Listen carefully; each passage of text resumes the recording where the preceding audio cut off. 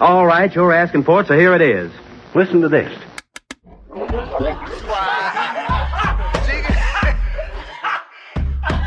want you fucking laughing at we part of this pod, kid. You understand? We in here drinking, singing, all that shit, dog. Getting wet, and all that. All right.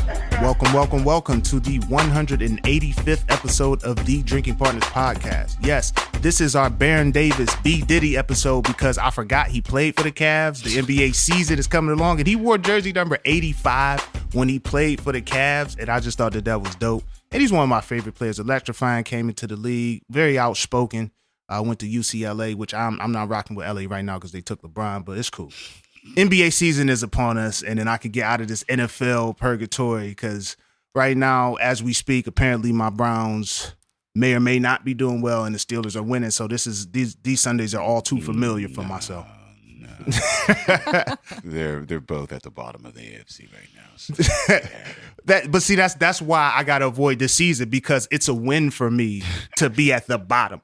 Because for some reason, for many years, we were at the bottom of the bottom. We were below. I think y'all like doubled your winning record over the last. Well, we won as many games this year so far as we won in the past 2 years. Yeah. And that's dope. So they two wins more than I've had since I've been in the NFL, and I've never played in the only NFL. Up from here.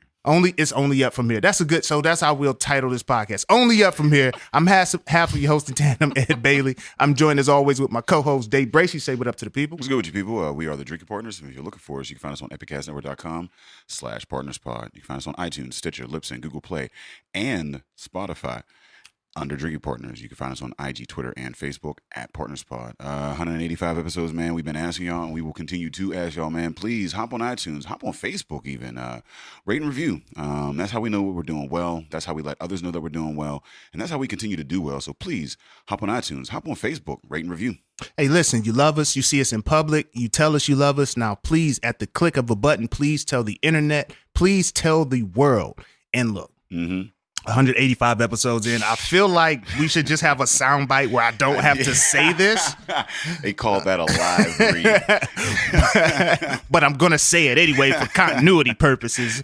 In lieu of rates and reviews, we do accept shots of Hennessy. Yeah. Shout out to Car Guy DJ Yeah. and the Conways for starting the trend, Yeah. for being so supportive and always coming through. Shout out to all of our followers, supportors, man. You guys shout are out great. to all the people for keeping that going, man. Like, we only keep saying it because y'all keep doing it, so we appreciate that, man. Always appreciate the love, but also rate and review. Yeah, feel free to do that too. Yeah, we would love to see how you really feel.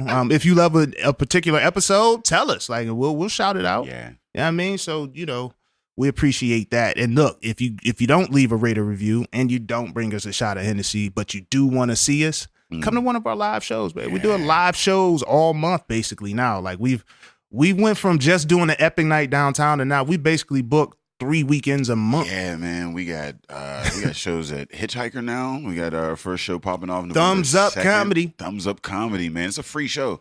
So you'll get we got like Razor Wadney, Samantha Bentley, Felicia Gillespie out there. Oh man, it's gonna Adam Prevade is gonna be there. Oh yeah, he killed Arcade last time he was there. So man. So, yeah, I mean, we always gonna give you something free, something like if the beer not free, then the show is gonna be free. It's gonna be something free with us because we want you to come and enjoy it, man. We're trying to build the culture. Yeah, so I'm a very cheap dude. I'm a very thrifty clearance rack type dude. So we try to throw shows that like we would the actually clearance rack of comedy. Yeah, I don't know if that could be on the flyer. I don't know if that's gonna boost ticket sales or not. It's high quality at a great value. We're the Burlington Coat Factory. Nordstrom's. We're the Nordstrom's rack. Nordstrom's rack. We're that Sears outlet that's in like a random ass city, like the Sears outlet in Akron, where you can get a whole bedroom set for $750. True. The O.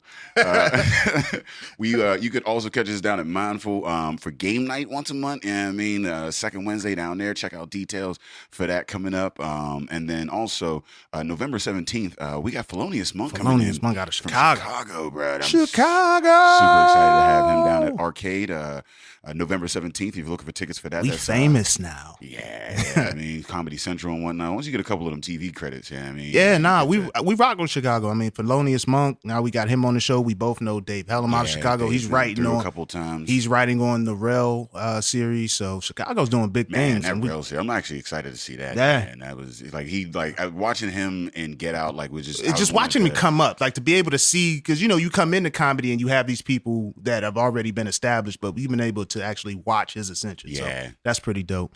And then now to be able to bring like Chicago, their culture, it seems like they support each other. Yeah. So, they reach back. I know he's gone back and done rooms with Felonious Monk. So we're very happy to have Felonious Monk out here. We're doing a nice, like with the DC, the New York, Chicago. I mean, we trying to like do these shows where we're bringing in all those cities. So you ain't gotta travel. I mean, we bringing in the city to y'all. So check that out, November 17th, straight out of Chicago. And then Comtra Theater, what was that? November 24th. Yeah, man. We got Derek Knopfschneider, the hometown hero. Hey, shout out to Knopf Schneider, man. He's been on the road. He's been doing his fucking thing, man. Yo, he is. Yo, I don't know when he sleeps. I don't know. I don't know if he has to sleep because he's so young. Like, I don't know how old he actually is. I think he went to college, but I also think he just went to homecoming. That tiger's like blood. Prom. Like, I don't know how old Derek stem cells. He's got a bottle of stem cells. Maybe we're old because we ain't been torn. That's what it is. Like, he stayed young because he's happy. I mean, we out here working at you. We going to work. Like, so shout out, man. Make sure you come out again. BYOB and free crab beer, free samples, and there's an ampersand in there. That's capital N. Courtesy of Mindful, man. Mindful always showing love. Speaking of Mindful, this Putin's Revenge is dope as shit. It's a 9%. It's a stout. It's it's delicious. It's nice and roasty and just kind of roasty. It's good for the winter. This is what we're gonna get us through. I'm not a big Oktoberfest dude, right? I mean, like the Oktoberfest, the pumpkin spice and shit like that. But the porters and the stouts, like that's my winter for me. I mean, even the fall, we can skip over to. I had a pumpkin spice the other day and it was trash. You still drinking pumpkin spices, Buzzy? No, he's a haze boy. Or do they have any pumpkin hazes? They got a hazy pumpkins? No, they're just a hazy pumpkin. I don't know.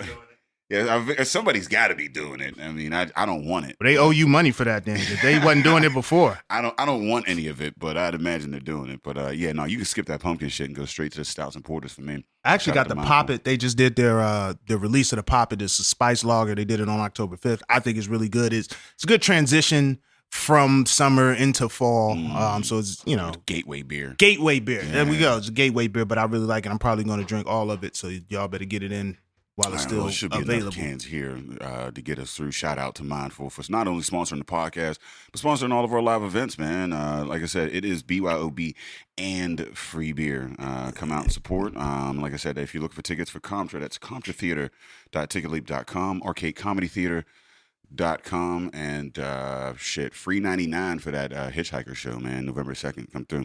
Yeah, and with that being said, we're going to get into our guest. I'm looking forward to this episode because I feel like just sitting in the green room of sorts. It's not really a green room, but I like to call it that so we sound more professional. It's definitely green. Well, no. This room we're in is where there's some green in this room, but we actually do the show in here. I'm talking about where we just kind of chill. The chiller. Yeah, the actual green room. Yeah, like, when you low budget, what you got to do is you got to combine all the elements with the space you have. So it's the green room, engineering room. Yeah, you got to put up like a curtain, like a little sheet and a rope just to separate it. Yeah, but just sitting in there with our guests, man, it seems like, there's definitely a wealth of information that we can take from, and we hope our listeners do as well, because she is founder and publisher of the only women-run online publication in the city. Locally owned. And women-owned. Women-owned. Online publication. Founder and publisher. We have Tracy Certo in the building. Say what up to the people. He said he was gonna fuck it up at the beginning. I said it.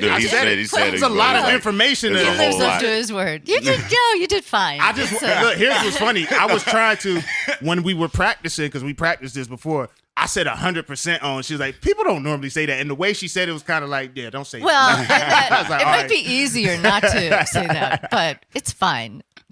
Clout. So I was introduced. I had the opportunity to sit on the panel discussing craft beer, locally or whatever. And that was a very, very dope conversation. I met a lot of dope people in that room.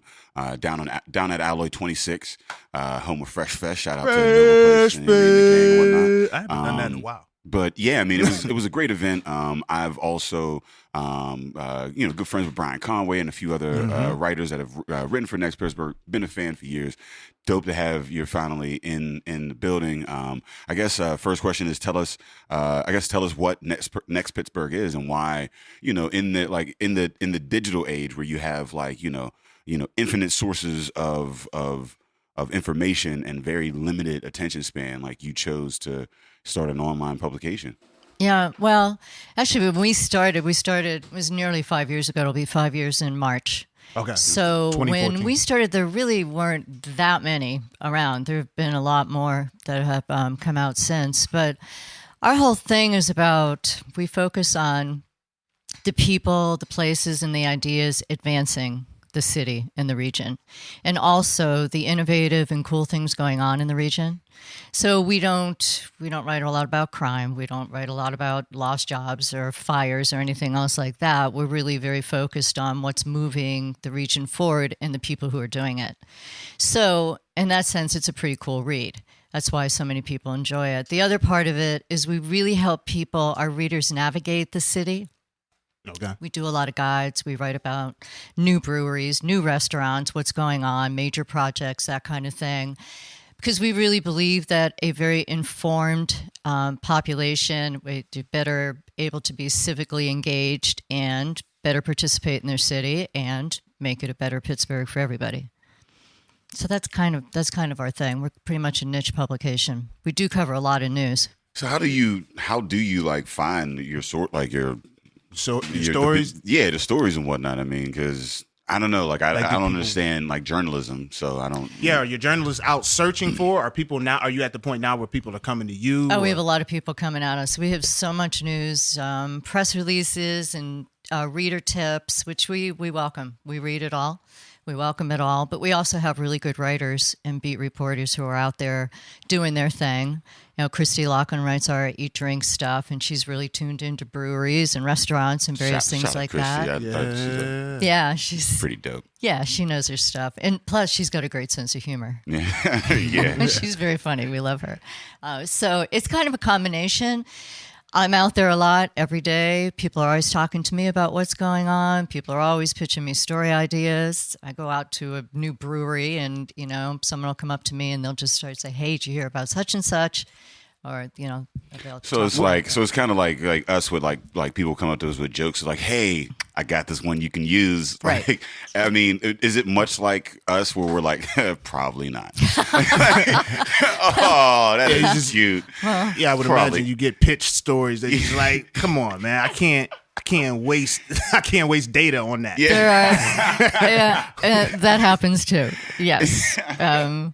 But we do listen to them all, and we say thank you very much, and sometimes we follow up, and sometimes we don't. Yeah. What was the city's appetite for a publication like this nearly 5 years ago that allowed you to say, all right, I'm moving forward, I'm going all in? Because, you're news, but you're not, like you said, you're not the traditional news, and so, you grow up watching the news to look for a murder or robbery or something like that. Like, you don't necessarily look for the news to tell you what's popping out here. Yeah, well, quite frankly, we weren't sure what the city's appetite would be. And everyone kept telling me to do the publication. I was coming out of another publication. I had left that one, and they encouraged me to do this. I wasn't so sure. I was really surprised when we started out how popular it was. We crashed the website. Oh, wow. Shit. They broke the internet. Shut it down. Yeah, and we continue to do that. And I kept saying to our developers, we need more bandwidth here. We're doing okay. Need some of that Korean bandwidth, man. The motherfuckers over in Korea got the good bandwidth. If y'all don't know about that shit yet, shout out to Kim Jong. Our readers are participating. Whoa.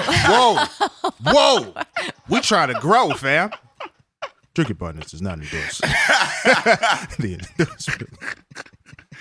Wilding right now. As he pours his second glass. Well, that's going to happen. Yeah, we'd really be drinking on this podcast. The other thing is that I should say our readers have kind of participated in our growth. So year to year, we've been up every single year. Okay. which is a very good indicator. Last month, we had nearly 1 million page views, which is like crazy. We've never done that before, and that was kind of exceptional. But, it shows what we can do, what we're capable of. But our readers tell us what they like and what kind of stories to cover, and we track traffic all the time, so we know what hits and what doesn't. So, I mean, like, it's crazy because in this age of fake news and checking sources and all that, like, how do you keep up with like fact checking like in this age? I mean, because you have all these reporters that come into you with these stories or whatever, and then like you got to read over them and the publish. Like, how do you decide what to publish? How do you fact check whatever stories that you know what I mean? Like, who's like that's such a.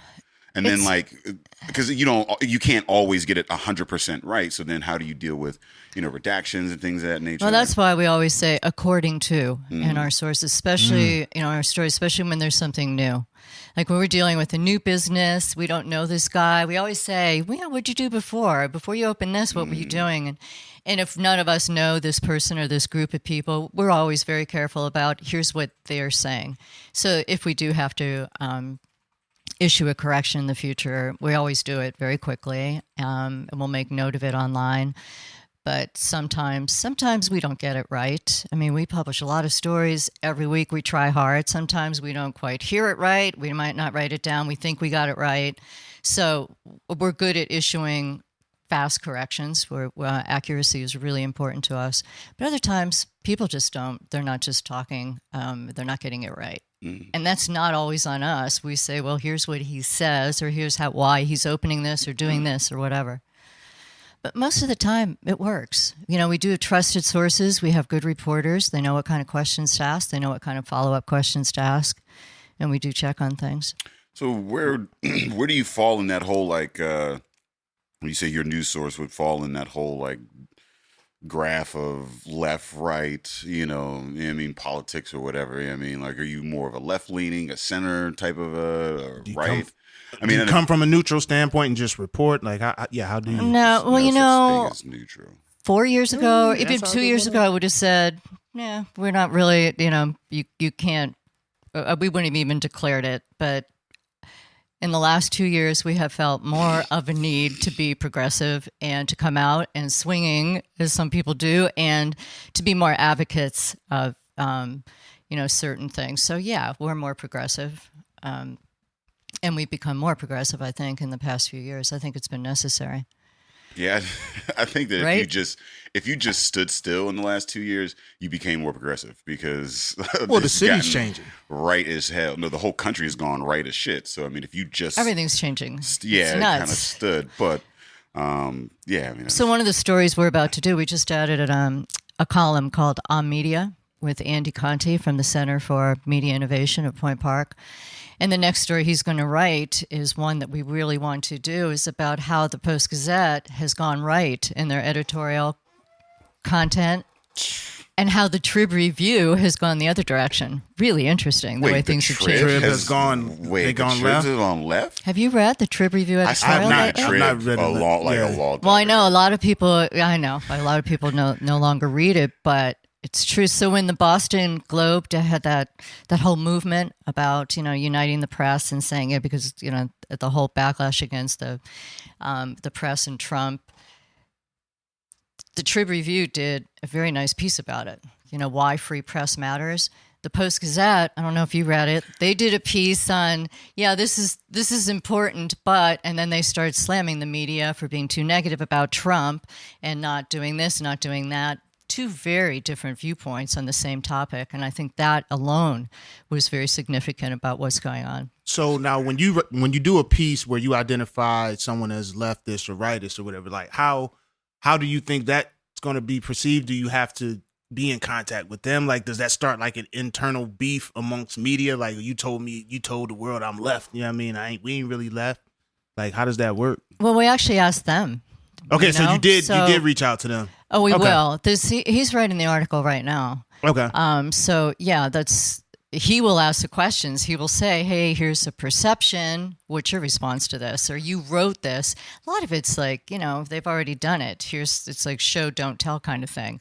They've already bound different ways. So We're not declaring anyone anything. We're asking questions, and we're looking at information and saying, "Hey, this seems to be what's going on." So no declaration. when they came out and dropped that editorial on Martin Luther King's like day or whatever, and then like race is a reason and racism or something. Yeah, defensive, whatever the fuck it was. Yeah, I mean, but like basically like racism is a social construct that people were just kind of stoking. It was some wild shit, and then like. They sort of edit like they're cartoonists. They just kind of like purge like, shit. And it's crazy how like even you look at City Paper or whatever, like how they recently had another editorial change or whatever. So that's still out there, but like seeing this shift like over between like January and like August, there was this hell of a shift. Like in the local papers and there's these politics and this crazy shit and. Now I'm hearing like Trib is going more for it. It's just crazy as fuck to me because, like I said, I stopped reading the Trib. Well, Richard Scaife is gone, and they hired a community editor who's really his job, and I believe it is a guy. His job is to find out what the community wants. They definitely don't want. They have an editorial board. There's no true editor running the editorial content except this community editor, I believe. So. Things have changed. But when they fired Rob Rogers, the Post-Gazette, a lot of people were upset with the Post-Gazette. I'm among them. Yeah. And I have mixed feelings because I strongly believe Pittsburgh needs a strong daily newspaper. Yeah. I wish the Post-Gazette had a little more support right now because I know a lot of people have come to us telling us they've unsubscribed and they've asked us, here's a good one. So the other night at a bar, someone came up to me, they know it's from NEXT Pittsburgh, and they're talking to me. They were pitching a story idea, in fact, and said, I want to unsubscribe to the Daily, but I need to read obituaries. How can I do this? And I'm like, that's really interesting. You need to read. He likes to read the obits, the daily obits, and that is one of the things the Post-Gazette offers.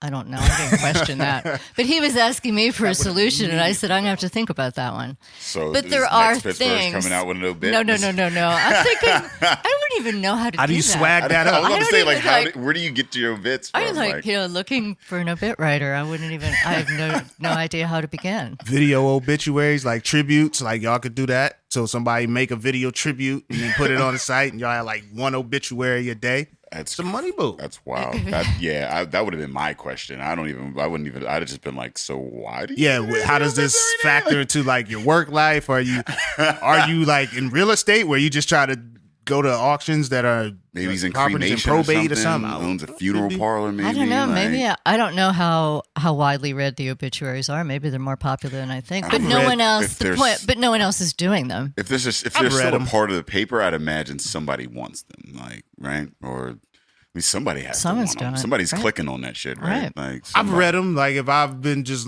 looking through the paper, and if I see, because they got pictures, you just be like, well, who's this? Man. But I don't know that I'd turn to the obituaries to be like, all right, let me see who died. Who died in the past week? Like that's kind of strange. So, oh shit. What are the elements of a good daily newspaper in your opinion? Because you said that you think Pittsburgh needs a strong daily newspaper. So well, what are the good daily needs to report on who's doing what in town, and in terms of all kinds of things, hiring and firing, and what's going, maybe traffic incidents. I mean, all that stuff. We don't have to get into it, but a good daily has to have that kind of thing. I mean, right now there's a big hue and cry for more local journalism, not just in Pittsburgh, but throughout the country. Okay. Because there's stories that aren't being told. And I'm talking like stories like in certain, any kind of township or municipality, not everyone can get to it. NEXT Pittsburgh certainly can't. Patch is doing some stuff. They've got certain communities or different communities throughout the Pittsburgh, but I'm not sure how much they're covering these days. Yeah, I mean, because the local news pretty much sucks, like the TV news or whatever. Like it's really very sensationalized, kind of like just kind of run the mill. Well, it's got that entertainment value because it's on television. Yeah, I fucking hate the fuck out. Like, and it's all just like like, oh, we'll find out at 6. Like whatever terrorists maybe in your town. We'll find out at 6. Like, I hate when they do that. The teaser headlines. It's 3:00 in the afternoon, bro. Like it clearly isn't that important, or else I would have just went online. I mean, like. But like Is there a need for like a paper, like actual like physical copy? Have we paper? moved on from that? Are we done with that? Because it's crazy because the Post Gazette just announced that they weren't like. I mean, they don't have they shut 2 days that a down. week. Yeah. They're not printing 2 days a week, and they expect in the future to be, that will cut down even more. So do we have a daily paper anymore? Does the Trib still do? Trib is out of Pittsburgh altogether with any printing. Shit. Okay. So Although they just told us recently in an article that just because they don't have a hard copy newspaper doesn't mean you don't still call it a daily. That was their point. They're still publishing, just like we are. We publish stories every single day, except sometimes we don't Sundays or occasionally on the weekends. But Monday through Friday, we're out there. We're publishing stories, and so does it have to be a print in order to be a story? Hell no. Of course not. It doesn't. But things have changed, and they've done a lot of studies about what happens when daily newspapers are no longer publishing hard copies, and the readership does drop. So it will be interesting to see how it plays out. You said they're currently doing research, or they've done studies, and they do. Most studies have shown that readership, people, a lot of people are used to getting the daily newspaper.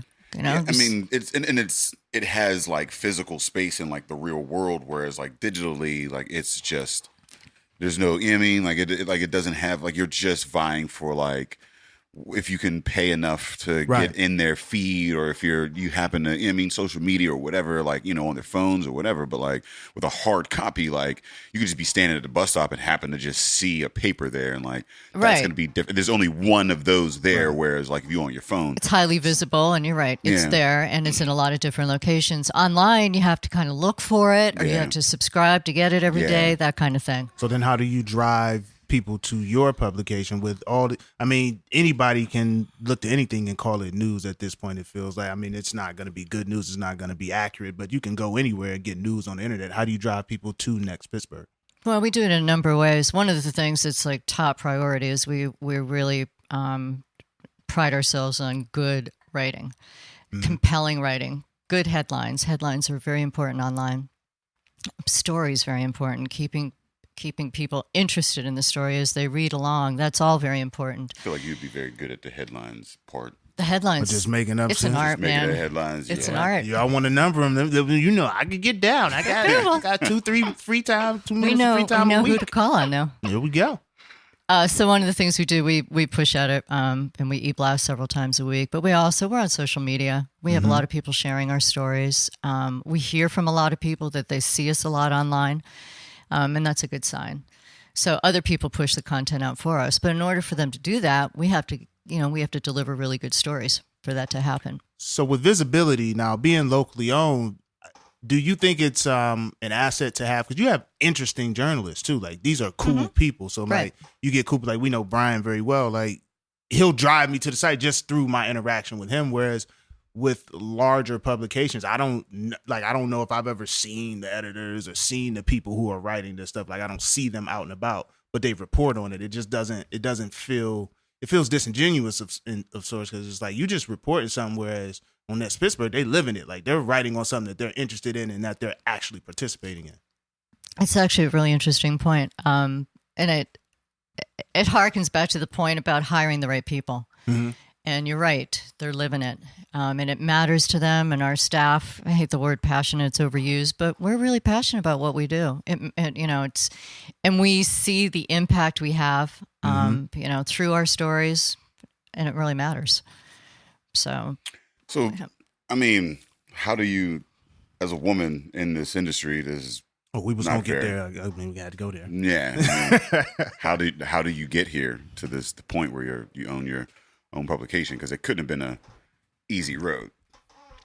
No, it wasn't. It was really risky. And before I launched, I was like maybe the closest I ever had to a panic attack right before I launched. It was a lot, and it still is.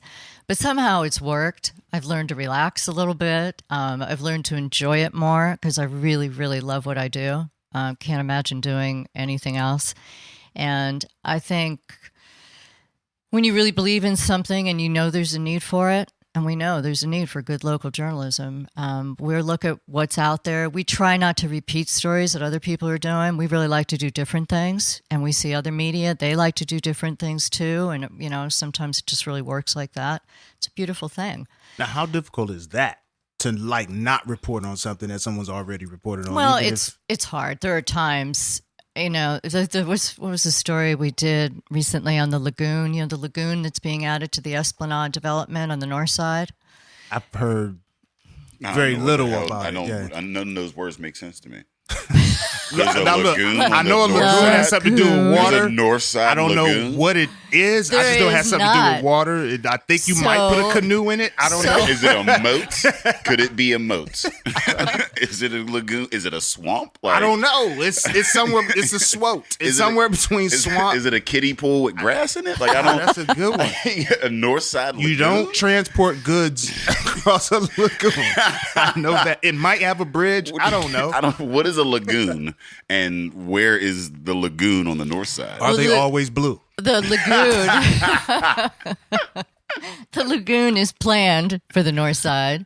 I forget how big it is. It's big, and the photo or the renderings for the story were really good. A lot of people read it. We had like 116,000 page views on that story. Anytime you say north side lagoon, those two words in the headline. This is past the Carnegie Science Center. Further up down the Ohio River, big project, and it's multi-use. It's where they also are going to put the Ferris wheel. Did you hear about that? Yeah, I heard about the Ferris wheel, and I didn't understand. No. How do you just randomly? Okay, so let's talk about that. So how do this you conversation just just got randomly throw derailed. a Ferris wheel? Like I don't understand. What are you just putting a You got Ferris lagoons wheel? and Ferris wheels in Pittsburgh's changing. The Ferris wheel's symbolic of Pittsburgh. The Ferris wheel was invented here, so that Did not know that. I Did not know that at all. Did not know that. I didn't know that shit. How'd you miss that? I know. George Romero. Shout out to that. I'm just shouting out random Pittsburgh shit. Baseball. I don't know. I gotta find out what was invented in wheel? Cleveland. Yeah. So over you the might years, want to Google that. We about to Snopes. We gotta match the Ferris wheel now. Y'all Y'all done took it to that level. Snopes that one. That's crazy. Oh, we got to fact check. We got to fact check. We got to fact check NEXT Pittsburgh. That might be fake news. I don't know. Trying to stun on me, you Pittsburghers. That's crazy. Are you honestly looking that up right now? Yes, you are. Well, we here at Drinking Partners have a standard of journalism that we try to. Oh my God, I need another beer. That's great. No, I didn't know. I knew the Big Mac was somewhere around here or whatever. I did not know the Ferris wheel. That's crazy as shit. Yeah. So why don't we have more think, Ferris wheels here then? Exactly. And that's what people are thinking. So in the Esplanade, which is the name of this development, they want to put a big Ferris wheel in, and then they announce this big lagoon. Next to the Ferris wheel. My point, because there was one, my point was that we reported this story. We were one of the first ones out in the story, which is why it got so many hits. But it's something that everyone eventually reported.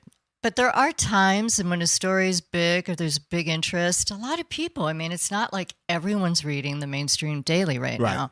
It's like people read NEXT Pittsburgh, but they don't read us every day. Or they don't open the e-blast every day, or they read another publication, but not every. So you kind of got to get multiple sources out there with the same story sometime. We did Fresh Fest, and we had like 30 articles out. And I'm still getting people like and NPR and even national or whatever.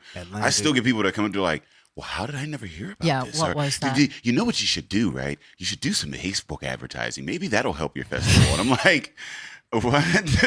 Like, what do you mean in here? Like, so I mean, it's crazy catch how people where they are. Yeah, it's crazy how like it doesn't matter. Like people will miss that shit. People just don't. There's a lot of information out there. It's to your point. How do you stand out? So we know we have a lot of loyal readership, but I'm not kidding myself. I know people don't read they don't open every single e-blast and read it. Oftentimes they flag it. We track all that too, and I find it really interesting. Say we come out with an e-blast on Tuesday, people are still opening up on a Friday. And I'm thinking, yeah, this is someone they're saving it, and they eventually do get to it. I find that interesting. Well, what it happens is, and I think we can all attest, you look at your email and something's in bold, and you look at it to see what it is, and then you just remember that you saw that in bold, but you don't have to open it right now. Yeah. This is not pertinent. Yeah. It's something that I was like, I might want to read that, but especially if you're getting it and you're like doing it on like a Friday or whatever, that's like before you go out, maybe see what's popping. Right. People come to us for different things. We do a lot about events. And we're we'll publish like the International Festival first. I'm going to that play tonight, one of them. But it was in our top 10 events for October, and we wrote all about Manifold. Okay, tell me if you heard about this. This was when they wrapped the Benedum in lights. They had this magnificent light show for about, 10, 15 minutes maybe, if that. And they also had the band and kind of an orchestra playing during the whole thing. Wait, did they wrap the Benedum? in lights, you're saying? Right. So the whole front of the Benedum and the side, they just did this amazing light show. They had all kinds of design and different elements going, and it changed. When was this? See, you have not heard about it. So this was maybe 2 weeks ago, the opening of the International Festival first. So we got to get on. So there's also another thing. To get this information. And I think they're having a hard time getting all this information out because there's so much. There's so much going on. The events in Pittsburgh, it's hard to keep up these days. Yeah, I mean it's dope. Like that there are so many events. I mean, I remember like not too long ago, everybody was like, "There's nothing to do around here. There's nothing to do." There's so much to do now. Like it's just like every weekend there's like a festival in the summertime. Like I mean, like when we were planning Fresh Fest, we were looking at weekends or whatever, and it was like. At this point, you just got to pick a weekend and just do your thing and go hard. Like you stop. Like now, you might want to check the calendar for like Steeler games, Penguin games, like playoffs games. Always take precedent. Yeah, like Pirates. Yeah, I mean, sports will always shut your shit down. But outside of that, like, I mean, just do your thing. And I mean, honestly, it's one because there's going to be 12 other festivals going on at the same time, and two, like there's still it's still enough people to support all of those. That's what was crazy. Like when we did Fresh, there was a festival on the bridge. Yeah, there was a festival at PNC Park. There was a festival in Millville. There was like you had all kinds of things. There was competing. an anime convention and shit like that. There was a whole bunch, but like. Not only were like, I mean, I don't even look at it so much like competition because they were all well attended. You know what I mean? Like there were enough people in the city to support that many events. You know what I mean? That's what like the crazy thing is. You know what I mean? It wasn't just like, there's only enough people in the city for like one or two of those things going to pop. There were like about like 8 different events, like huge, like, you know what I mean? Like, and how many people did you attract? Because it was a first time festival and I was there. It was really impressive. It was around 1,200 people or whatever. Yeah. I mean, so like it was, and that was just there, but there was that whole music festival in the bridge. There was another festival like in Lawrenceville. There's a festival in Monroeville, festival in Millville, and there were hundreds of people at all of these different events. So like I think it's dope, and I think people when they're throwing these events, they start to like kind of, especially in arts and entertainment, they start to look at each other and as like competition. It's like, bruh, like there's enough people in the city that like not everybody's going to come to just that one event, right? You know what I mean? So like just throw it and find your people and bring your people to that event. You know what I mean? Like find your people. I think that's the important piece of that, because I mean. Everything is a niche event to a certain extent. If you're in a poppin' city, there's a niche for everything. Like there's not going to be just one spot that can service everybody in the city. So everybody's looking at different shit. Like to have an anime thing going, maybe they don't want beer. Maybe they like beer and anime. Maybe they go to both. Yeah, maybe that's just running for an extended period of time. But just to see that anything that you're into, you can find something. I'm a transplant, so I've lived through coming to Pittsburgh and be like, this shit is whack, to now being like, it's kind of popping here. And like publications like NEXT Pittsburgh kind of push that narrative along, because now people have a place to go to find that specific instead of going to look at the obits or look at what happened when somebody was in Shady Side with a screen mask robbing people. Instead like I don't want that. Popping. So how big have, and as a transplant, I always try to push our narrative. So how big have transplants been to NEXT Pittsburgh, or just to, in your opinion, just the blossoming of the city itself? Oh, I think they've really helped. We've heard from a lot of people that they're new to town, they moved to Pittsburgh, and they've learned what's going on through NEXT Pittsburgh. They give it a freshness and a vitality that, maybe some people lack here, or that, different perspective. So I think it is helpful because they're able to compare things and see what we've got that's good here, maybe also what we've got that's not good here. Because we're not all about just the cool, great things going on. We also focus a lot on the problems we have. Because shit be shitty. And the solutions. Right. There's another. Do you, with the tracking of, and I don't know how you would even do this, but how much of your traffic do you think would be transplants as opposed to, because Pittsburgh's still like, although it's progressive or it's, it's in the progress, it's like still a big traditional city. You still got all of that old money, all that old influence. All the old ass roads. Okay. All right. I thought you was going to say something about people. I was going to be like, hold on. I was like, hold on. We not Where are you going with that? Yeah, old roads, although you got to change the road every couple years because, that expansion and contraction. But how much of your traffic do you think is attributed to transplants? Or do you think like the city native, the person who grew up in Pittsburgh, the individual, that individual is a good question. I mean, the younger person who grew up in Pittsburgh, you're more likely to just like turn on KDKA and like, right. Poppy Annie, but like, if you're coming in and trying to like find something, maybe. I don't know. I think things are changing, and more than 50% of our audience is millennials. So, and those are a lot of native Pittsburghers, and we know 80% of our audience is local, 20% is outside of Pittsburgh.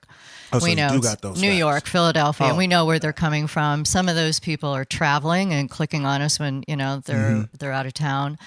Others are reading us to find out maybe they're expats who find out what's still going on here, want to keep up with the city, that kind of thing. We hear from people a lot about that. We hear from transplants who are learning the city and from people who have left the city who want to keep up with the city. So what the fuck is this? Is this spice in this lager? Like, what is that? I didn't get that. I didn't get that. I didn't get that explanation. Ginger, is that that's cinnamon? on me. Is there cinnamon in that spice? Yeah, it's good. Yeah, I mean, it's a nice little fireside type thing. I mean, I just think it's a good transition. I could drink that and I can watch leaves fall. Yeah, and it's gingerbread cookie type shit. Like, it's ain't bad, All right, so it's a different take on the pumpkin spice. It's not pumpkin spice. It's not pumpkiny. It's not pumpkin spice, but They we're walking a thin line here. You know what I mean? Oh, okay. Well, walking a thin line. Well, that's a personal thing for you. Like, it is a personal thing. I'm just saying, if you're out there, they got to take you as close to pumpkin as possible. Yeah, it's not pumpkin, but it's a thin line between. That's the gooch. Lager. It's the gooch of pumpkin beers.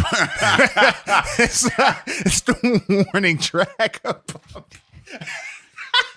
Man, sorry. So I don't know if that's disrespectful to mindful or not. My apologies. It's a good analogy. No, that was a great fucking analogy. So when are y'all gonna write the expose, the big takedown of fucking PennDOT? How about that? When we taking PennDOT down? Oh, are we in the PennDOt conversation now? We're on the PennDOT Is that where we are now? Yeah, PennDOT. That's not on the editorial calendar just yet, but we can talk about that. What exactly is happening with PennDOT? I was talking to an employee or whatever. I mean, everybody fucking knows whatever. But I was talking to an employee or whatever. I'm like, why are we having like all the like? So I saw the public versus private and all this, whatever. I saw they got the cracker plant coming in over here in Beaver, and you see all these roads. They took down a whole ass mountain and built like a whole ass city full of roads in about a year.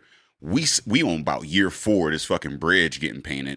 We own about year 4 of another fucking construction going on over here, like on 376. I mean, like you see all like every summer, every spring, that is just spring through fall, straight orange cones throughout the whole thing. You know what I mean? Like you see a lot of like, I was driving down the road and had like about a 5-mile stretch of cones, and everybody's seeing it. Them cones that ain't not a piece of equipment is on the side. The road looks perfectly fine. That pisses me off. There's no equipment. There's no men. Just signs. me off. And then at the end of it, it just ends. And now you can drive on that bitch. And I'm like, that's a wait. Why am I sitting here in bumper to bumper traffic in one lane with this perfectly good lane here that nobody's working on in the middle of the day?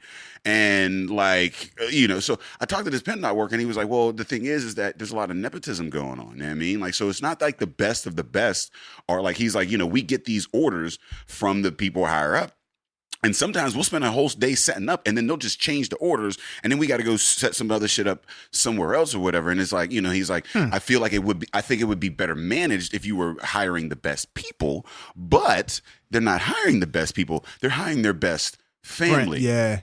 Yeah, I've never even thought about what takes priority with these projects. Because there are some projects that take longer than others. The system could be much better if we were hiring the best people, but we're hiring the best family. See, I always thought it just went straight down to tax dollars. Like, whoever got the most tax dollars get their shit first and faster. I mean, you got a certain amount of money. You got a certain amount. I get it. You got a certain amount of money, but you also have. I mean, there's a way. There's a way that you can do projects. Like when you're talking about like rush hour traffic, like middle of rush hour traffic for like days on it, where like people aren't using this road. Like that's just poor management. Somebody is fucking up. Somebody's dropping the ball all over the state. If you're driving around the state, like in Pennsylvania in the summertime, you'll you know where you don't have that issue? Cleveland. We just don't fix. Well, that's because y'all don't. Actually, I was about to say. Excuse me. Wait. I was about to say, like, yeah, you're right, but that's because they. Hey, fuck it. Let them lay. You know what I mean? Get you a better car. Get your axle fixed. What we're doing. Is that why cars so cheap over there? Well, what we're doing is we're employing mechanics. You always can get your ball joints replaced. That's why they so cheap. I got all my cars from Cleveland, man. They cheap as shit. So has NEXT Pittsburgh, have you done, I'd imagine at some point you've done an article or written up about like traffic and PennDOT, et cetera. Have you all? We actually haven't done anything on PennDOT in a while. That sounds like more an investigative piece. That might be interesting. And there's Public Source, which is right down the street from here. They might. She bracied you back. That's a first. I was like, wait, did I do that twice? She just one-upped your brace. Run, tell that. We are working on other issues. I'm changing the subject now, like sexism in the workforce. Oh, talk about it. Yes. We just had this whole silk. Was it Silk Screen? Is the festival that just went down or whatever? How like about that? Yeah, that was some shit. Like what happened there? I don't know. I mean, well, that's actually speculation. It was not reported as fact. They said that's speculation. But what the story we did was Lenore Blum, who's highly respected and super brilliant professor at Carnegie Mellon. She's been there for a long time, and she resigned on account of sexism in the workforce. And she wrote very honest, direct account of it and a story for NEXT Pittsburgh, which blew up. We got emails about that story from across the country. And a lot of people writing with their stories, which we encouraged. We're like, okay, is this happening to you? And a lot of people called me, people texted me, people came out with stories, but none of them wanted the stories told. There were 2 or 3 that said, yes, you can tell these stories. But the others, they wanted to be anonymous, and they said, even if you told my story anonymously, it might, they might be identified. Why do you think people take that, or want to be anonymous in that? Like, it seems like right now in this country, not just in Pittsburgh, just in this country, there is a movement. You know what I mean? Well, obviously, Me Too movement, but like, there is a movement. So why do you think people are still opting to be anonymous? Well, in this case, I think they have every reason to be concerned. It's their job that's at stake. And so they have to be really careful how they tiptoe. As someone pointed out, Lenore was at the end of her career. So it was okay for her to come out like this, and she was happy to do so. She's been a pioneer in so many ways, and she's helping with this. But for younger women, and that's what we heard from a lot of them, it's just really risky for them to do it. Okay. Yeah, I mean, that's what's crazy, because I mean, with this whole Kavanaugh bullshit and so many other, when people say, oh, well, these people are just coming out because they just want that, for political movements, and it's like, I don't think people understand how hard it is for a woman to come out publicly, because like you said, you're risking your career, you're risking your personal life. Especially on the level of a Kavanaugh, you're talking about a Supreme Court. Like, she had to move out of her house. Right. She had to leave. Like, you're talking about death threats. Like, I went at a popular comedian and still get threats. On my notification 3-4 months later. You're talking about on a national scale, coming as a woman.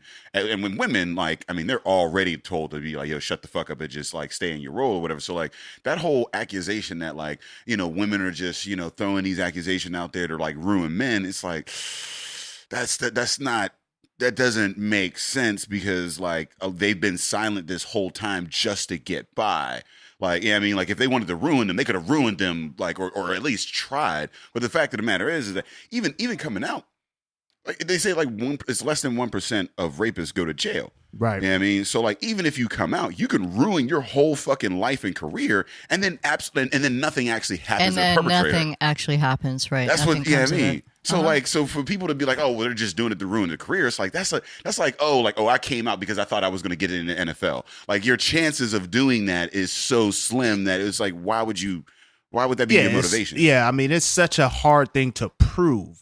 Yeah, I mean, like it's so crazy because I think there's more support, you know, around people coming out and telling their stories, but there's in the larger construct of things, you combat against like people are gonna be like, nah, yeah, I mean, there's these written rules, this written doctrine of the burden of proof that you got to overcome, and you can't do it in an intimate interaction. If I approach you one-to-one on the side, how can you prove that happened? And it's also the fraternity. I mean, same thing with blacks and the fraternal order of police.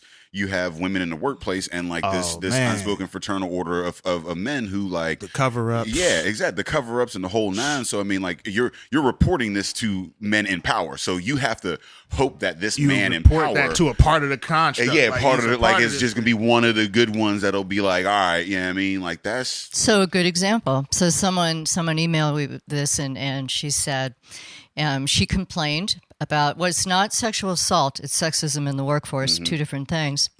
Okay. She complained about her superior and said she was really the victim of sexism and explained in detail why. And this person said, we understand. We know he's like that, but he's bringing in a lot of money to this organization. Therefore, we can't do anything. And they offered her another job in another department at lower pay. oh Whoa. So there's stuff like that too. So she just talked herself right out of a job, and then that was the end result. Plus, you come across as a whiny, bitchy woman. And come on, we work hard professionally to get accomplished in this world, to further our career. And then, when you're faced with something like this, it's a very unappealing thing to have to come out and say, hey, look, this is going on. yeah. You didn't choose for it to happen, but it's happening to you, and you speak out. Just by virtue of speaking out, you can often come across as that, oh God. Yeah, and that's why intersectionality matters, and I don't think I don't think people understand it enough. Like They don't. especially the 53% that everybody's been talking about. But like, I mean, on the black side or whatever, like you have men. I mean, there's homophobia and misogyny is rampant. I mean, in the black community at times, and intersectionality matters in the sense that like it's the same way. Like I felt that way as a black man in America, where like I would be like, yo, I'm pretty sure that was racist.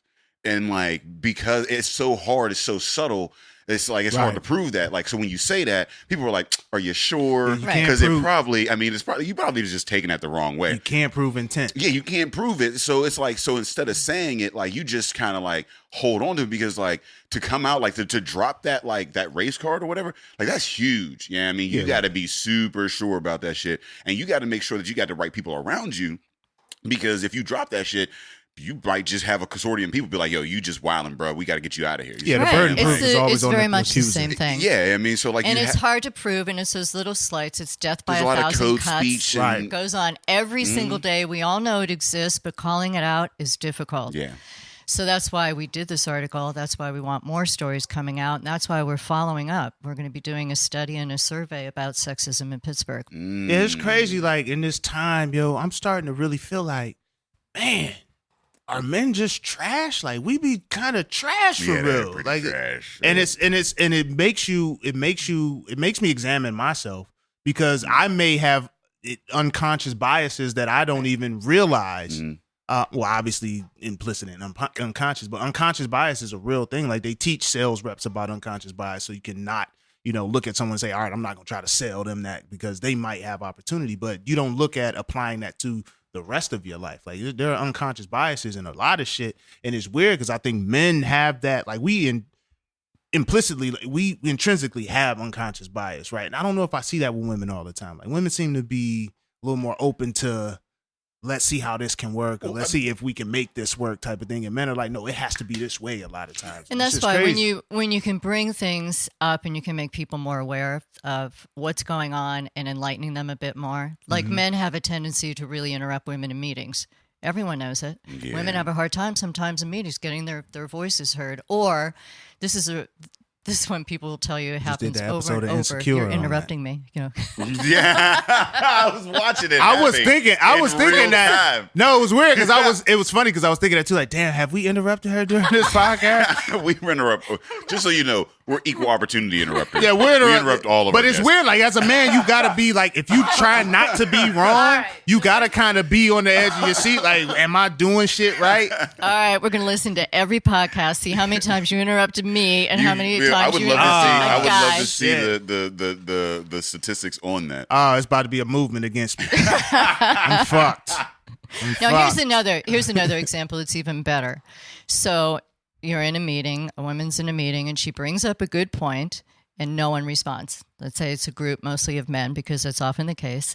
And then a minute later, another guy brings up the same point, and he gets kudos for it. Yeah. That happens a lot. I got a lot of female friends that say like they'll be and then like the dude will just repeat the same shit and people like and they'll go yeah. But what happens is and I think that they say that you're promoted to your highest level of incompetency. So like what happens is like these dudes will get into these rooms where like everybody is smart now.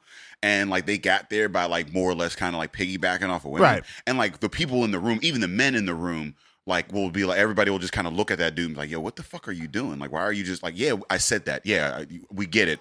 You don't need to say it anymore. But because that's what they've done to get by or whatever, then, you know what I mean? That's just what they're doing. And like, they'll never get a promotion after that. They'll just be in that room repeating people like a fucking parrot. But they still get in that room. Well, they trying to just maintain at that point. Yeah. They don't have the skill set to lead, so they're just gonna be a contributor by signal boosting someone else's idea. Yeah, and in the same sense though, like those women that like, you know, did give those original ideas and like did have that like I read a book the history of nearly everything or whatever about how like science and like it's not all linear where like people will have these ideas and they'll be screaming at the top of their lungs and people will be like, yeah, shut the fuck up, you don't know what you're talking about. But then like years later after they're dead, somebody will find some book, and because they were in a privileged place, people listen to them. It's trust. I mean?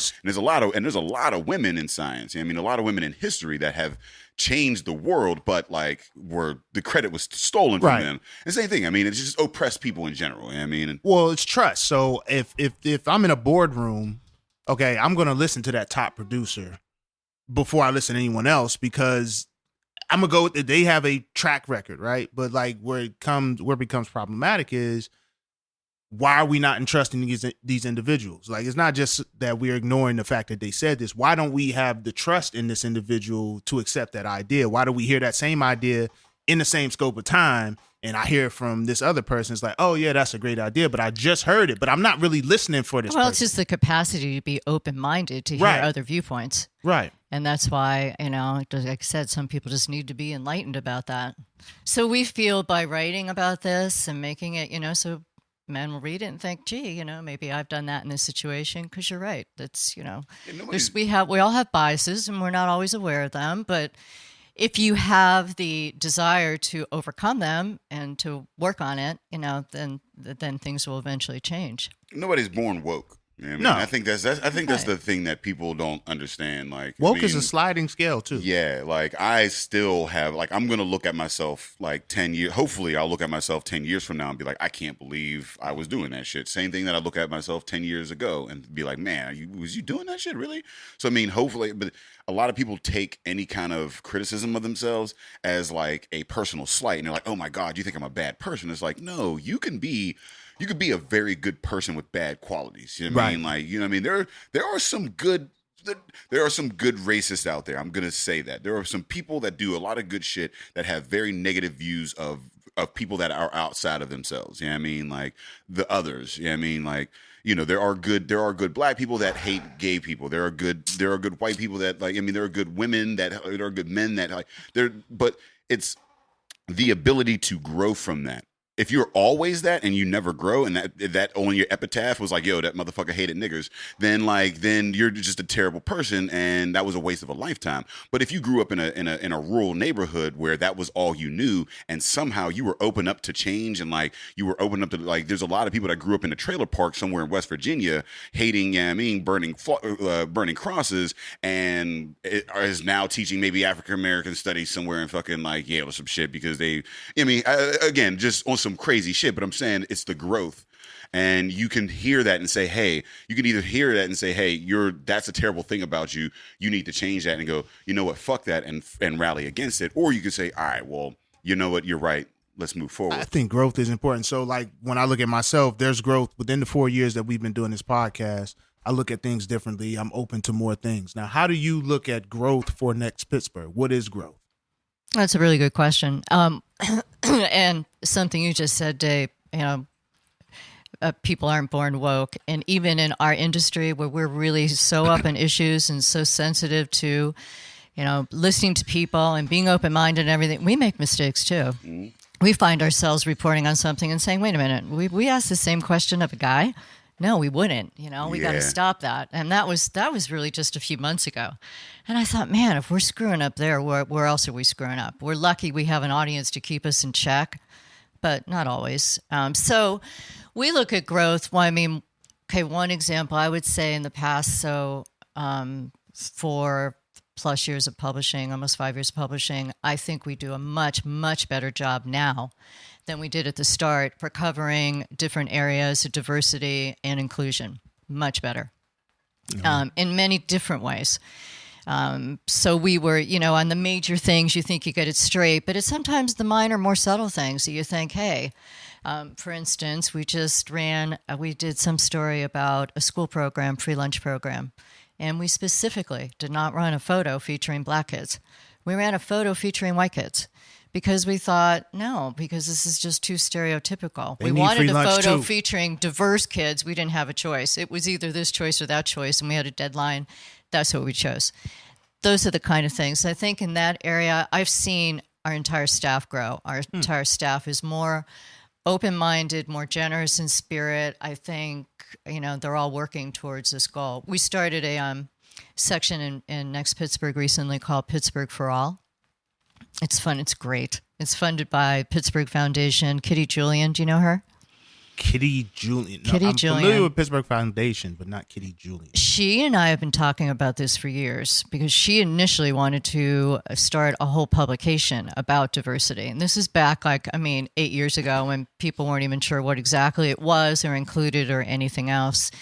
Anyway, she and I were brainstorming about this, and we've now done this entire section for the last year where we look for stories about how Pittsburgh is becoming a better city for all, who's doing what to advance it, how other people can help do that, and we're putting these stories, we're getting them published with regularity, and then putting these stories in a section marked Pittsburgh for All, so you can go directly to this and see them all right there. Find out who's doing what in the region. So in that way, I think we've grown a lot. So you made mention of you have, or your demographic, they will evaluate. Do you read comments? Because I hate comment sections. We have to on anything, but how does someone who founded a publication online, how do you feel about comment sections? How do you stomach a comment section? It's hard sometimes. It's really hard. And I'm careful. I don't read comments when I'm ready to end the day, or especially if I'm going to bed, or if I'm going out somewhere. I'm looking forward to it. I'm not going to let anyone ruin my day. But I've gotten to the point. I've got thick skin about comments. Most comments, some are useful. We get objections. We do listen. So there's, someone will slam us on something and I'll think maybe he or she has a point there. But the comments I really dislike are people who comment, they have not read the article. It's very clear. Just a headline, yeah. They don't know what they're talking about, and they're just spouting trash. And I'm like, so we have the option to delete them. And if they're not contributing to the conversation, and if it's clear they haven't read the article and they don't know what they're talking about, Fuck up out of here. Oh, y'all can mute them in the comments. Yeah. Y'all Fuck mute. outta here. How does that? I want listeners. If you've been muted in comments, please let us know. Please comment. Let me know how you felt. Yo, yeah, you dropped your comment, thought it was going to start some fire. You just scroll back And then you again got and was that like, email. wait, wait, what? Or you got don't that do email. You got that email that you can no longer. Fuck up out of here.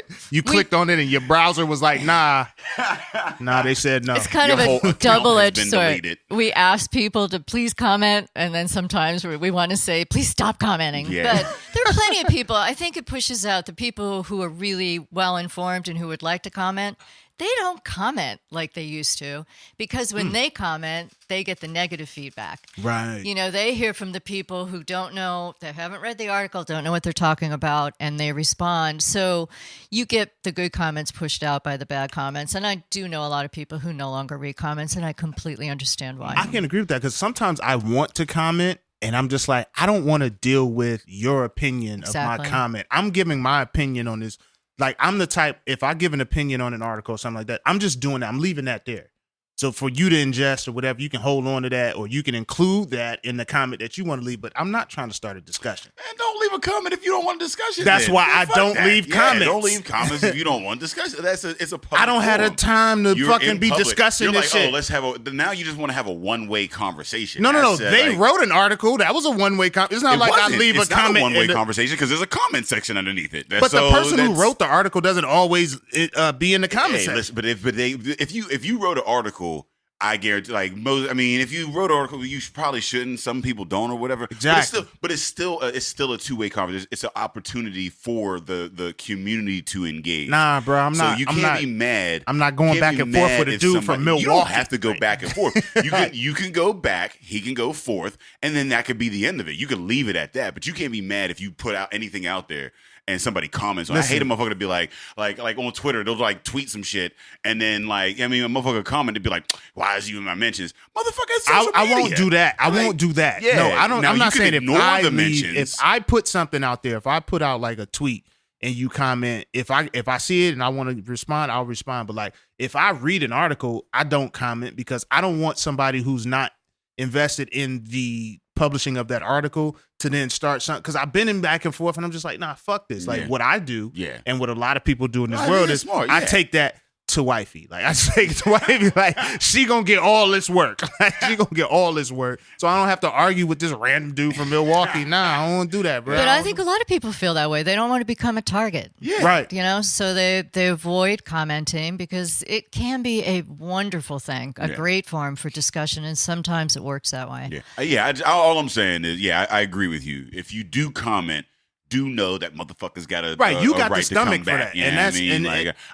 and I don't live in comment. I'm not saying I you don't live fuck in with comments, but you have the stomach to I you're don't online even, and back and forth. I do engage, and I ain't do it doing back that and forth. shit. But like even my back, as much of a back and forth I am, I don't back and forth in comment sections, man. I don't even read comment sections because them shits is too. That's like the wild west. Like Twitter, there's some kind of but comment sections, man. And that's and so where do you get feedback outside of comment sections where you can be like, all right, all of this feedback in this medium is reliable? Because to have to filter all the shit that you get in the comment section has to be tough. Like you have to you get people who Well, send something to you directly or to we get a lot of people directly? who Okay. tell us directly that they like this story, they didn't like that story. We know how many readers are on every single article. Mm-hmm. We see how many shares. So if a story is getting shared, we know it's generally gone over pretty well. Yeah. Do you get hate mail? Do people send you hate mail? We get very little hate mail. Good. Very little. But we don't, we're not in a position to get a lot of hate mail. We do some controversial stories and stuff. We'll write about the cracker plant. We do an environmental news story at least once a week. And some of that is it generates some controversy. What did you say? It's just the word The cracker. plant. It's, No, and I live in Beaver, so it's Do you know how many times we have to tell people what that is? I know. It's just funny as it's hell. weird that there's how a cracker langu- plant in Beaver. It's like- they ain't got enough. it's like, but for real, like of all of us. it's really like an exercise in language. How the word, like there are certain words that are so innocent, but when you hear them, it's just like like y'all been saying cracker plant this whole episode. And I'm just like, yo, somebody gotta chill. Call them salted breads or something. Do something else. Just so call it crack. So do we have to, we got a little bit of time to approach something. So when we were before the podcast, we kind of discussed, and we've been discussing throughout the podcast how you monitor who's clicking on the site, you send emails out, etc. But you do not invest in geo-marketing, you said? Where people will... Geo-targeting. Geo-targeting. Oh, shit, y'all using words. No, so my understanding of geo-targeting is when you speak about something or you tweet about something and then all of a sudden it shows up on your timeline.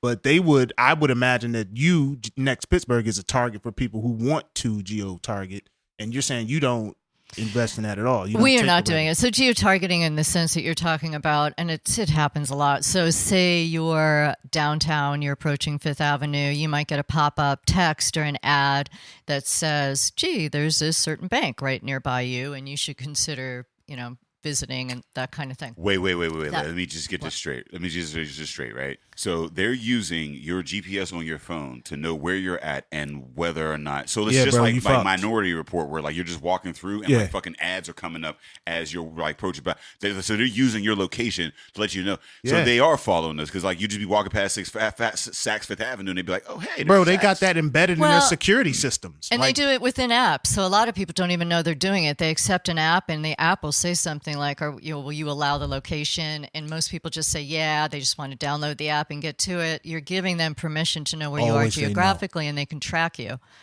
So we are very careful with our data. All we ask from people, I think we email, obviously, first name, last name, and zip code. That's all we ask, and we don't misuse the data. But there's whole firms. We found that out recently with that one company from New York and the Trump campaign and everything. There's whole firms getting all kinds of crazy data about you, but no, we don't do it. Yeah, I just wanted to highlight that. So read NEXT Pittsburgh because they not sending your information out like Equifax and all that shit. I didn't know that shit. I didn't even know that was. I know. I just assume that everybody knows everything that I'm doing at all times. I mean, just because with the apps on the phone. Like I said, like you said, location and all the like they go deep. They want your contacts, they want your like calendars and shit. There's a lot of different apps. I say no to everything. And Google, I try to say no to as much as I can and only allow as much as I need the app for. And there's some apps where I'm just like if it's like a repost ad or some shit like that for like Instagram, like you don't need to know my location, my fucking like all this or whatever. I just need you to do this one simple function. So like I'll say personally, you know what? If I need to give you all that information for this app, then I just don't even want the app. You know what I mean? Like, but there's just certain shit like Google. I have an Android phone, and the thing is, it is too like it makes my life so much easier. What they sell the convenience, the convenience. You know what I mean? To have all of that, then like I just go, all right, fuck it. So Google, if they wanted to just go straight like ham and just sell my whole like life, like they could do a whole Dave Bracey. Oh, they definitely do that. Shit, it's curtains. You know what it's probably the apps that we don't even think of, like Google Maps, where you will give them your location because that's intrinsic to using the app. Yeah, they probably sell your shit all the time. The first time I was on vacation and I got off of a vacation, they were like, "Hey, here's your portfolio of your trip to so and so, like to North Carolina," and it had all the pictures. It had the routes that I took. It had the sites that I was at. They were like, "Oh, we saw that you went to this site but didn't get these pictures. Maybe you want to add these pictures." And I was like, "Yo, so y'all was just like following me? We was just watching me, yeah." Yeah, that's just crazy. So shout out to y'all for just not investing in that, because I'm sure you got to turn down money to not do that, because I'm sure they're trying to. I mean, if you're talking about people are clicking on an article, 116,000 people, there's value in that, and so for you to have the morals to be like, you know what, ethically, I don't want my subscribers to be subject to all this extra shit because they support me. Like, we appreciate that, like really. Because I hate to talk about some shit and then be scrolling through Facebook and then that shit is on my timeline. I'm like, fuck. I feel scared. I do feel taken advantage of. I feel scared. I be texting about some shit. Like, man, I'm thinking about some shoes. And it'd be like, Zappos. Yeah. Oh, right. Yeah. What? I don't play video games online because I don't know who's listening to this. Like, I be wondering, like, where are the racists? Like, what happens to them when they be online, when they be saying all this racist shit? Like, is there any fallout from that? Like, because online, when you play online, people be saying the wildest shit to you. Yeah. Like, if you playing 2K online, motherfuckers will call you all types of shit. I guess they just read your username or something. Be like, you fucking ape gorilla nigga. Like, you be like, God damn, bro. Yeah. I don't dare. I just be turning them fucking microphones off. Fuck that shit. Yeah, I just don't even do it. One of your little motherfuckers. And they be like 11 years old. Fucking parents at. Why you got so much hate? Where does all this hate come from? So short a time. Like, what happened? So are we over time? But yeah, I don't know, man. Yeah, no, we're. Yeah, all right, because this can go Another on and hour. on and on. Yeah, because I mean, we appreciate NEXT Pittsburgh. Let me express my personal appreciation because you guys did an article on me when I got out of my accident. I do appreciate that. It was almost 2 years ago, actually, which is crazy. God damn, that shit crazy, bro. Like almost 2 years ago. It was like a year and a half. It was a year and a half ago that the article came out. It was like almost 2 years ago with the accident. I mean, and just having your pulse on what's happening in the city, like we need that. Like, I mean, we do need media that reports the larger stories, but it's most like government. Like, it's like, all right, there's these overarching things, but you really got to be in tune with everything that's happening locally. And we appreciate the platform. You guys keep us up on shit. You're invested in the craft beer industry. You know, you got your opinions. You got your shit with the craft beer. You're well informed. As we say. So I just wanted to express my appreciation for you guys covering that article because that was dope. Oh, thanks. Well, I appreciate that. Thank you. You appreciate me dying. That's cool. Thanks for the news. You were a story. I'm sorry. Well, I do it. You know what I mean? I was on the cross for y'all. Nah, but for the listeners who don't know, listeners to this episode, they're like, where do we find this wonderful website? Tell them where they can find you. www.nextpittsburgh.com. And you can sign up to get it, to get our e-blast, and that way you'll be sure to see all our news, events, and all the other things we cover. What about all your everywhere else, your social medias and whatnot? Yeah, we're on Facebook, we're on Twitter, Instagram. We encourage people to follow us there too. Is it just NEXT Pittsburgh? Yep, NEXT Pittsburgh on everything, Twitter and Instagram. Yep. Word. Because some of us be doing like the PGH, or it'll be like dash pit or underscore. So spelled out NEXT Pittsburgh. Nice. Because they're giving you full coverage. Nice. Ain't no PGH in they shit. It's full coverage. But I tell you, there's headlines. They let the people know where they can find. Oh, we are the Drinking Partners. If you're looking for us, you can find us on epicastnetwork.com/partnerspod. You can find us on iTunes, Stitcher, Libsyn, Google Play, and Spotify under Drinking Partners. You can find us on IG, Twitter, and Facebook @PartnersPod.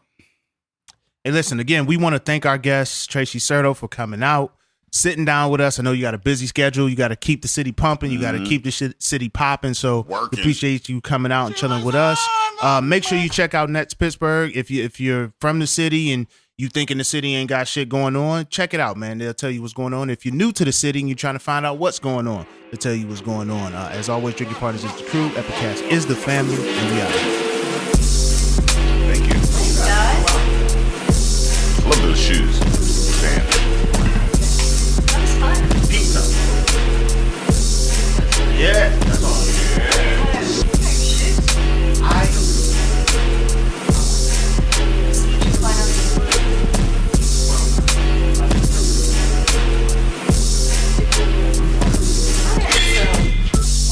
I didn't want to. Did the Steelers win? Oh, y'all. I figured y'all. So now Browns is losing their record. Still. It's now what? 2-3.